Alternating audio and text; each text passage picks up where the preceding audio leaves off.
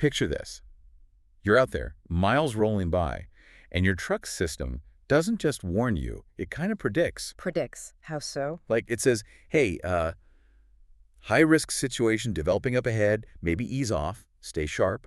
Okay. Or maybe, you're looking beyond just the highway, thinking about your future, building some real financial security. Right. Security that holds up no matter what the road throws at you. Right. Something solid. What if the very tech that's shaking up trucking could also be the tool that helps you chart your course for your life? That sounds, well, pretty futuristic, doesn't it? It does. But the thing is, the world of trucking, it's changing at like a breakneck pace. These scenarios, they're not just possible, they're actually starting to happen. Absolutely. And that's exactly what we're kind of peeling back the hood on today. Okay. We're diving deep into this rapidly changing landscape of trucking. We'll look at some cutting-edge AI that's changing safety operations. Mm-hmm. We'll get into these new digital marketplaces, the big issue of data privacy, too. Yeah, that's crucial. And navigate the, well, always complex world of regulations and, the environmental side of things. What really strikes me is how all these different threads, they're not separate things. They connect right back to your daily life on the road. Exactly. Your bottom line, your future plans. It all ties together. Precisely. So for this deep dive, we've pulled together articles from Truckers VA, Insights from Life as a Trucker, Retire from Trucking.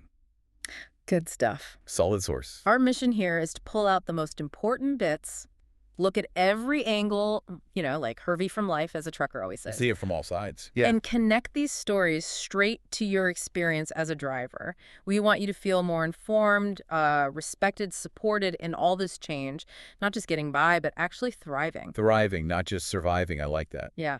And we'll explore how to manage a time, not just for the shippers, right?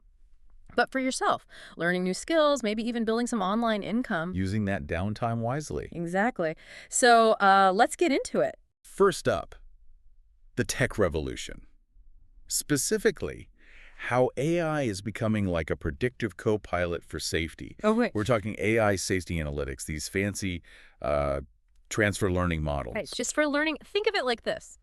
Imagine teaching a brand new driver, but instantly showing them millions of hours of real-world driving from the absolute best, most seasoned pros out there. Wow. The AI isn't starting totally blind. It uses models that already understand, traffic, driver behavior, weather, how the truck handles, and then it fine-tunes all that specifically for the challenges of heavy trucking. The whole point is spotting warning signs before anything bad happens. Before. Gotcha. And the real-world stuff they're talking about is, well, it's next level. Like what? The sources mention systems that might actually tell you, hey, you might crash in 13 minutes. Maybe ease off the gas. Seriously, 13 minutes? Yeah. It's analyzing these complex combos, like a sudden lane drift plus signs of driver fatigue equals a high risk of rollover. Okay, that makes sense. Combining factors. Or, say, a heavy load plus a slick road plus a hard brake. Bam, your skid risk just went into the red zone. It's like having a co-pilot who can, see a few minutes into the future. That's a pretty powerful image. And the practical impact for drivers, day to day, is pretty significant. How so? Well, smarter dash cams, for instance, they're not just recording passively anymore. Right. They're actively looking for things like drooping eyelids, signs you might be zoning out, maybe giving you little audio nudges. Eyes up kind of thing. Exactly. Or real-time danger warnings for known high collision spots. Smart route planning that considers crash history, weather forecasts, even predictive maintenance alerts triggered by subtle changes in how you're driving or how the truck itself is performing. Now, this tech brings up some interesting, dilemmas, right? Definitely. Safety folks are, understandably all for it. They argue, look, if it saves lives, it's worth it. Fewer wrecks mean less downtime for your truck, better CSA scores. Right. And your CSA score, that federal compliance, safety, accountability rating, that's huge for your insurance, your reputation. Absolutely critical. But then you hear from owner-operators some skeptics, and they're worried. Worried about more surveillance, micromanagement, maybe even a slippery slope to automation. Yeah, the big brother concern. Is this just another way for the boss to breathe down my neck? That's it. And it really hits on that core issue of trust and control, doesn't it? It does. You see drivers who are kind of on the fence. They might be open to these tools, but only if it's not mandatory and only if they control their own data. They want help, not handcuffs. Mm, Makes sense. yeah. But still, the industry adoption is really surging. Big fleets, JB Hunt, UPS Freight, they're already using these systems. And seeing results. Apparently, yes. Reports of like 15 to 30% fewer preventable crashes, lower insurance costs, even better driver retention, maybe because drivers feel safer, more supported. Okay, so the deeper insight here, maybe, is that AI shifts safety from just reacting after something happens to actually being proactive, Yeah. predictive, trying to stop it before it starts. It's about protecting you, not necessarily replacing you. An extra layer of awareness, every truck becomes like a mobile data center for safety. Always learning. Okay, so AI is changing the ride. Mm. What about everything happening behind the wheel? In the office? Ah, yes. The back office. Because the cab isn't the only place getting a tech upgrade, right?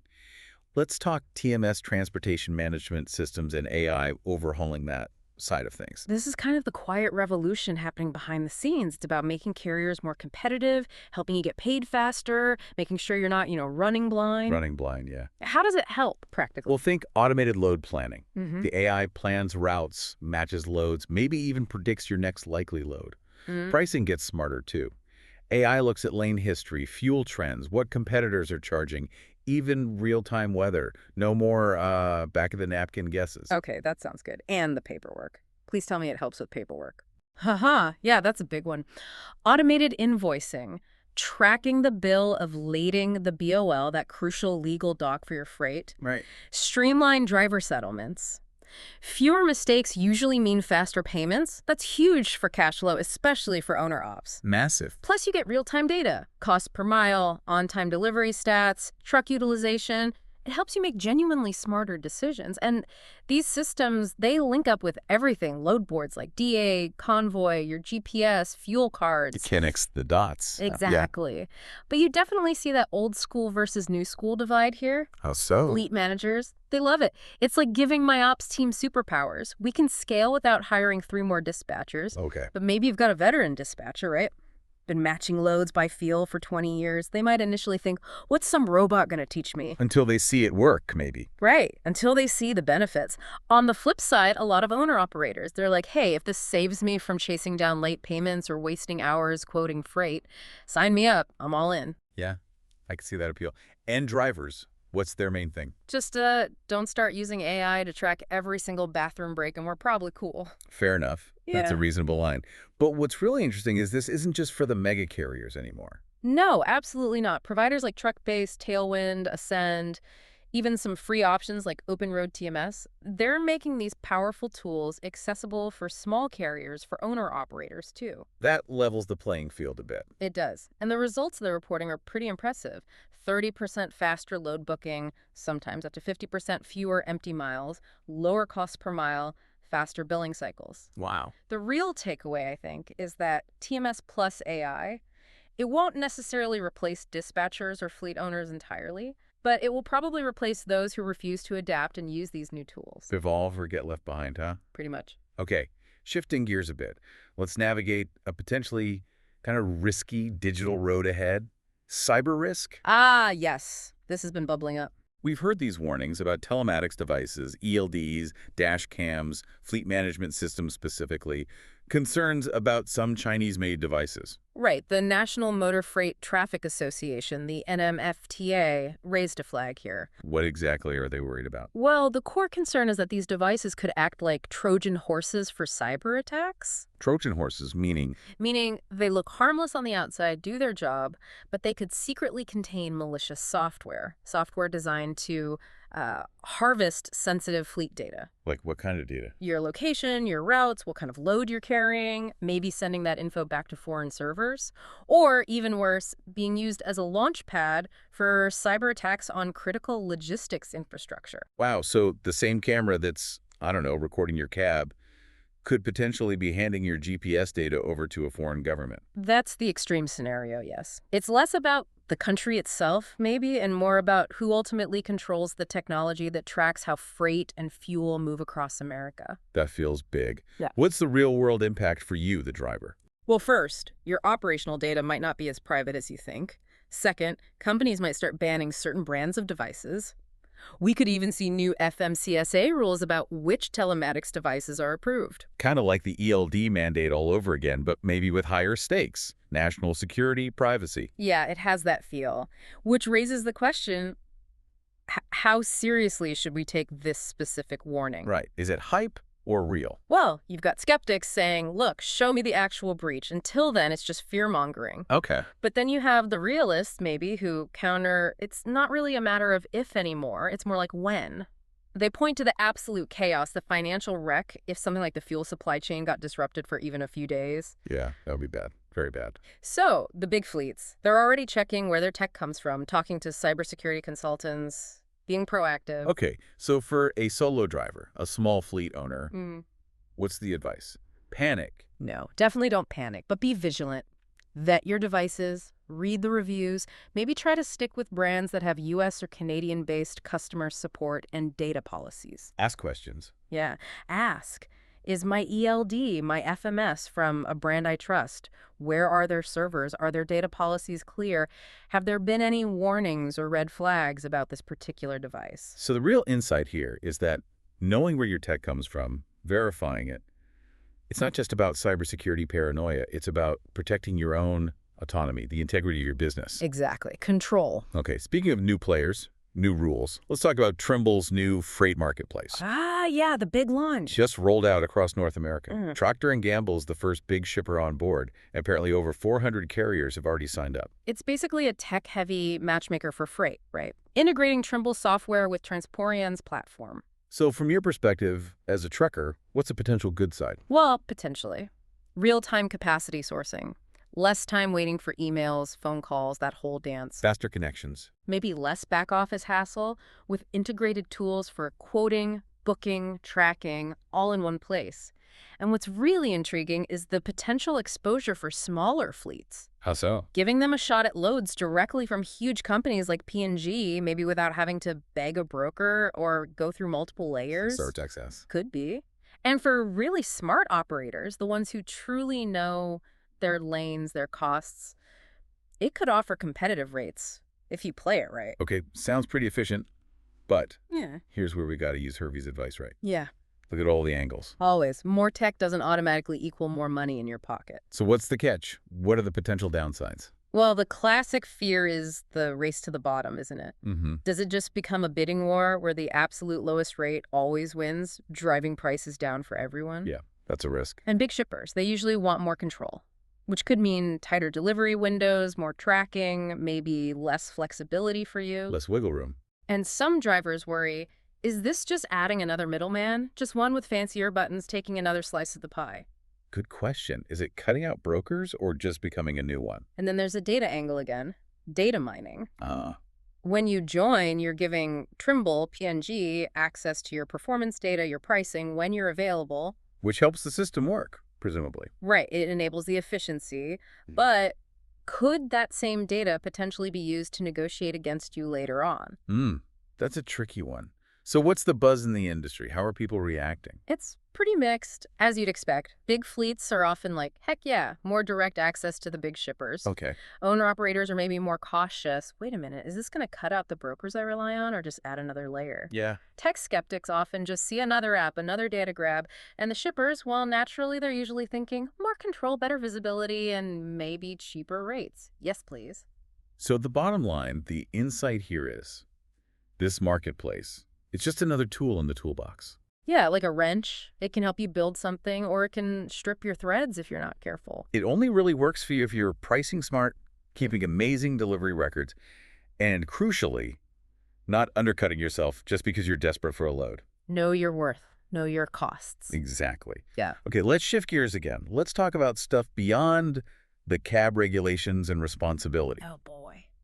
The rule book. Anyone who's been driving for like 5 minutes knows the rules seem to change every single time you cross a state line. It can be incredibly challenging to keep track. It really highlights that layered system of trucking laws we have. Layered how? Well, you've got the federal foundation, right? The FMCSA, Federal Motor Carrier Safety Administration, they said the rules everyone has to follow nationwide. The non-negotiables? Exactly. Hours of service, your CDL requirements, vehicle maintenance, inspections, that's 49 CFR 396 for anyone keeping score.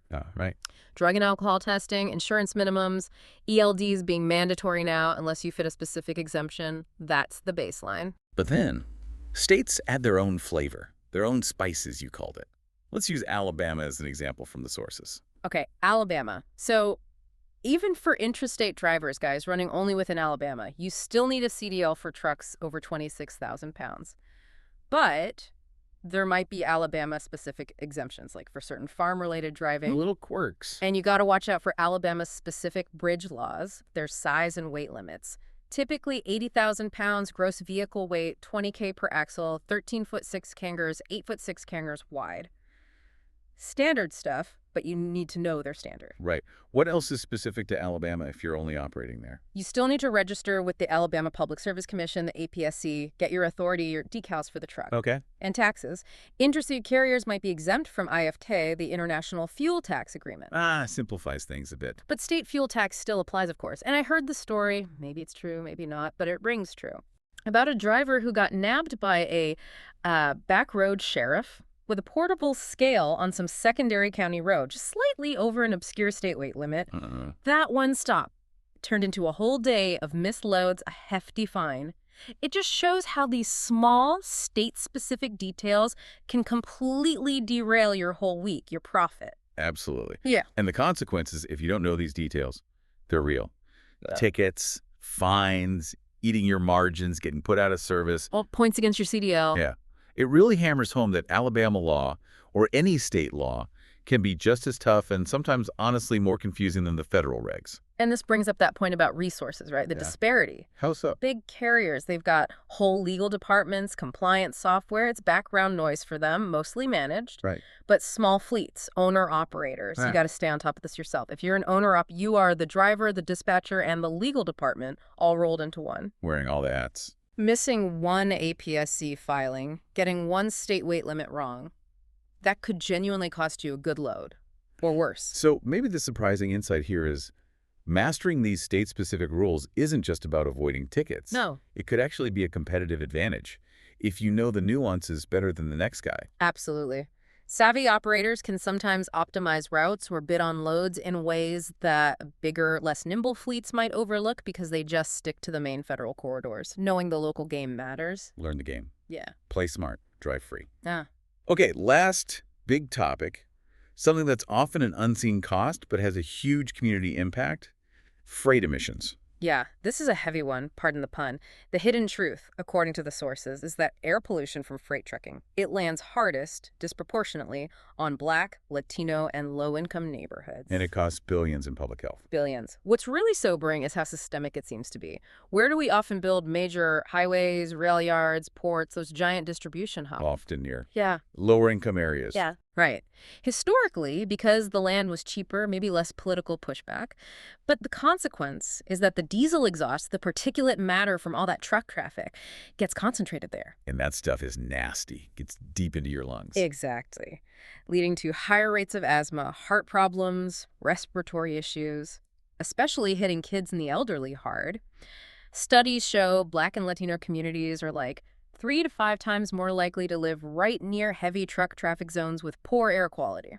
And this isn't just a big city problem, is it? It's anywhere you have a port, a cross dock, a megaware. Rural areas, suburbs too, anywhere freight concentrates. And that public health cost is massive, billions lost in productivity, hospital visits, kids missing school. So what are the different viewpoints on this? It sounds contentious. Very. Environmental justice advocates, they've been saying this for decades. Clean up freight or keep watching kids in our neighborhoods suffer. Okay. An old school carrier might genuinely feel, hey, it ain't my fault where they built the roads. I just haul what needs hauling. Fair point from their perspective. Newer fleet owners might say, yeah, electric trucks sound great until you see the price tag and where am I going to charge it reliably? Also a fair point. Practical talents. And public health officials. They're just looking at the data, the hospital admissions, the asthma rates, and saying, the numbers don't lie. This is a real problem.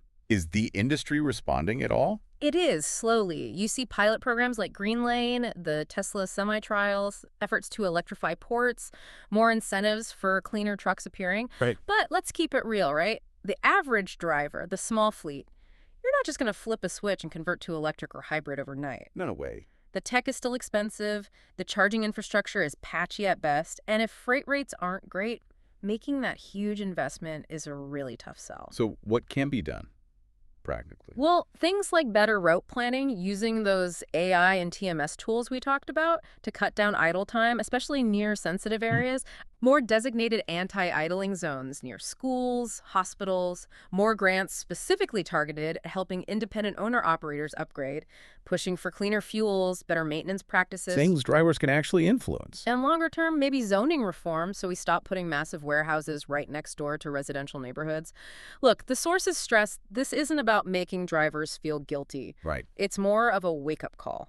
A call for smarter trucking, cleaner solutions, and policies that don't end up punishing specific communities, often communities of color or low-income folks. Okay, wow. That was a lot. A real whirlwind deep dive. We covered some ground. Connecting a lot of different dots. AI, marketplaces, cyber risks, regulations, emissions. But the common thread seems to be just profound change. Massive change. And the absolute need for drivers, for you to be informed and proactive about it all. And that really brings us back to Hervey's wisdom from life as a trucker, doesn't it? See issues from all angles. Yeah, we've tried to do that today. Show the good, the bad, the messy, nuanced reality of it all. Hopefully. Because ultimately, this all comes back to empowering you, the driver. We hear about the pressure, the, pain and suffering the trucker is going through right now, as one source put it. It's tough out there sometimes. That's why we wanted to connect these dots back to taking control of your future. Thinking about things like building recurring online income, maybe as a shield, a buffer against the ups and downs of freight rates, the economy. Using those efficiency gains, maybe from TMS, not just for the business, but to free up your most valuable asset. Your time. Your time. Which brings up that critical point. Yeah. How can you strategically use your off-duty time? Right. Not just recovering, but maybe building something. Maybe learning how to use some of this AI stuff yourself, not just in the truck, but to create extra income streams that could help you prepare to retire when you want to. On your own terms. Yeah, and protect yourself, or at least soften the blow if your main trucking gig suddenly disappears for whatever reason. So understanding and adapting to all these changes, the tech, the rules, the market, it's not just about keeping your job today. No, it's about actively building a future that you control, your terms. So, final thought maybe.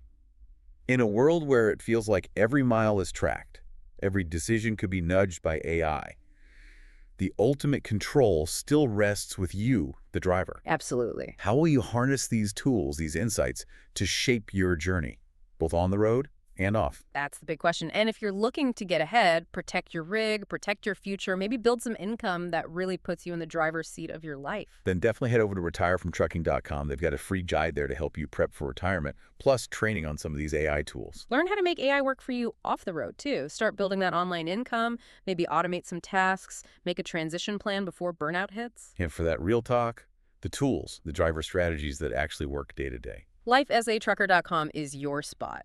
Get smart with the tech, the tools, the trucking truths that really matter out there. Bottom line, don't wait until AI is making all the decisions for you. Learn how to make it work for you, starting today. And don't wait until burnout or that blown turbo, right? Learn your laws, know your tech, and start thinking about your exit plan, your future plan. Stay safe out there.